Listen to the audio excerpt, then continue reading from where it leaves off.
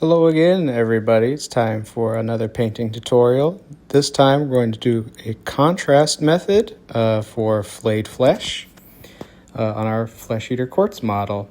This here is a standard bearer. So we're going to start out with some contrast paint. It's called Dark Oath Flesh. It's a bit of a darker skin tone. On the other standard bearer that I have, went for a lighter skin tone, so I wanted to do a more dark skin tone just for a little bit of variation.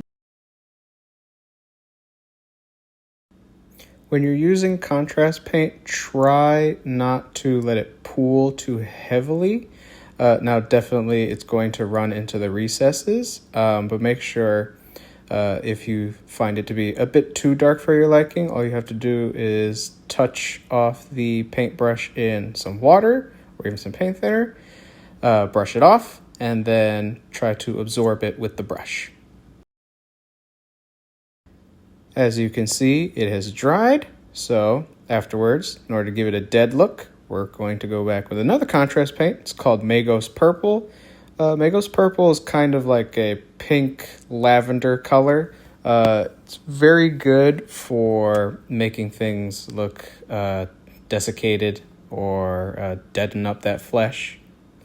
So I use that very nicely. It's dried, as you can see. It's definitely more desaturated, gives a dead look to the flesh. We're going to stipple on the layer paint Kislev flesh. We're going to be very rough with this. Try to hit the higher areas of it. And again, we're stippling to give it some texture.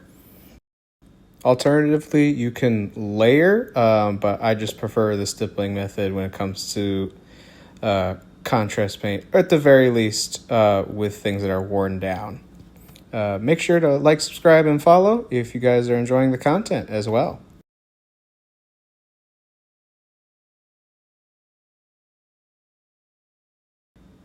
Once the Kislev flesh has dried, it should look something like this.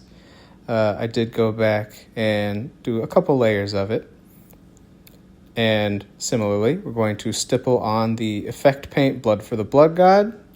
Of course, something as noble as the ghouls of the Flesh Eater Quartz needs some heroic heraldry on their standards. It makes sense to them, even if it doesn't make sense to us.